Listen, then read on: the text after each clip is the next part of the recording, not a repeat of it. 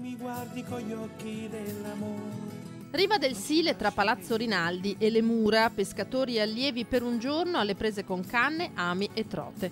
Si rinnova in pieno centro città l'esperienza offerta a una ventina di persone diversamente abili dall'Associazione Pescatori del Sile in una location nuova e più comoda offerta dal comune. La pesca è andata anche bene, quindi c'è molta soddisfazione. Abbiamo scelto questo sito perché è il più sicuro e il più rappresentativo della città di Treviso.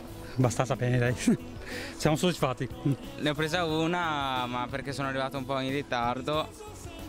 Diciamo che ho avuto un po' di fortuna all'ultimo. Com'è stato divertente? Sì, È una bella esperienza che rifarebbe? sì. Ti piace questa attività, la pesca? Sì, tanto. E sei riuscita a pescare qualcosa? 3 pesci. Ti sei divertito? Sì, e poi tanto. E hai anche, vedo, del pesce. Sì, e 3. Però, e qual è il segreto? Star qua ad aspettare? Sì, Avere un po' di pazienza? sì. È bello pescare qua in città, proprio in centro, no? Sì, È un'attività che le piacerebbe ripetere? sì. Ottimo. E anche qui? Sì, ho preso già 2 pesci e sono appassionato di pesca, vado sui laghetti artificiali. Senta, e qual è il segreto?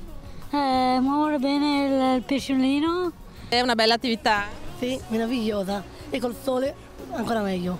E vedo una bella borsa piena. Sì, Com'è a fare da istruttore? Bene, bene, mi piace. Mi piace, è una cosa che non si può descrivere.